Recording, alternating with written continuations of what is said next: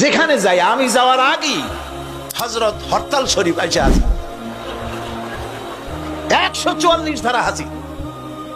তো মাবুদের মেহেরবানি, জনগণ কোরআনের পাগল। বাংলাদেশের জনগণ যেখানে 144 দিয়েছে সরকার, জনগণ সেখানে 288 বানায় দিছে।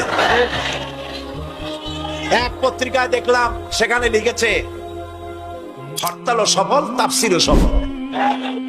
তা আবার কেমনে? তারপরে দেখলাম উনি নিজেই লিখছেন, তিনি আবার এখনকার সরকারের একজন মন্ত্রীও, প্রতিমন্ত্রী।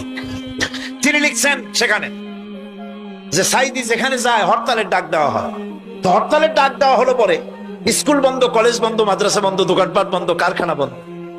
সন্ধ্যার দিকে কারো কোনো কাজ নাই, সব তাফসিরে হাজির। তো দুটোই সফল হলো।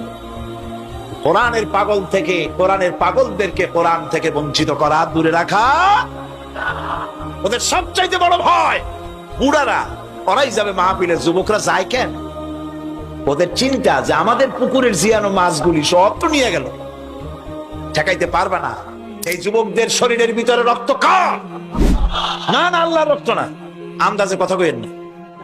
এই যুবকদের মধ্যে রক্ত হিন্দুর রক্ত নাই, সূর্য সেনের এক ফোঁটা রক্ত নাই, রবীন্দ্রনাথের রক্ত নাই। এ কোটি কোটি মুসলমান যুবকের ভেতরে রয়েছে শাহ মখদুম, শাহ আমানতের রক্ত, হাজী শরিয়তুল্লাহর রক্ত রয়েছে, হাজী নিসারউদ্দিনের রক্ত, তিতুমীরের রক্ত রয়েছে। সুতরাং এই মুসলমান যুবকদেরকে ইসলামের রাস্তা থেকে সরিয়ে দেওয়া যাবে না।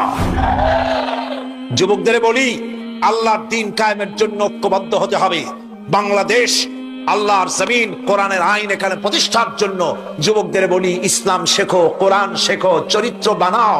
When character is lost, everything is lost. চরিত্রী যখন হারাবে, তখন তোমার কাছে হারাবার মতো আর কোনো জিনিস বাকি থাকবে না। চরিত্রকে বলবৎ রাখবে।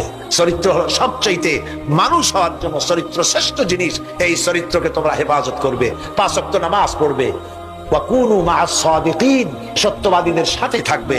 যারা ইসলামের আন্দোলন করে তাদের সাথী হও, তাদের কর্মী হও। আল্লাহ রাব্বুল আলামিন তোমাদেরকে যুগের খালিদ বিন ওলীদ আল্লাহ বানায় দিবে। আমি তো বিশ্বাস করি এই যুবকদের হাতে ইসলামের পতাকা উড়বে বাংলাদেশে ইনশাআল্লাহ।